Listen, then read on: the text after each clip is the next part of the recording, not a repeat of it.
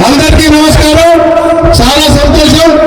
మన dynamic leader, మన యువ నాయకుడు నారా లోకేష్ గారి యొక్క జన్మదినాన్ని నిర్దేశించుకుని, అలాగే స్వర్గశ్రీ నందమూరి తారక రామారావు గారి యొక్క వర్ధంతిని రోజున స్టార్ట్ చేసి ఎంతో మంది రైతులకు, ఎందుకంటే రైతుకి ఎంత కష్టం ఉన్నా కూడా ఇలాంటి మంచి ఆహ్లాదకరమైన వాతావరణం క్రియేట్ చేసి వాళ్ళలో ఒక ఉత్తేజం తీసుకురావాలనే లక్ష్యంతో గౌరవ శాసనసభ్యులు, గౌరవ మాజీ మంత్రివర్యులు, మా లాంటి వాళ్ళకి ఎంతో మందికి రాజకీయ మెంటర్ గా ఉన్నటువంటి పుల్లారావు గారు ఇంత మంచి వాతావరణంలో మీ అందరికీ చేసేందుకు మాకు గట్టిగా చెప్పని కొట్టాల్సిన అవసరం ఉంది.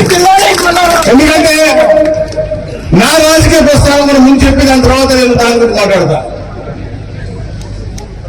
నేను హైదరాబాద్ లో వ్యాపారం చేసేటప్పుడు మా పూర్వీకులు ఫైనాన్స్ మినిస్టర్ చేశారు, అన్ని చేశారు, చాలా గ్యాప్ ఉండింది.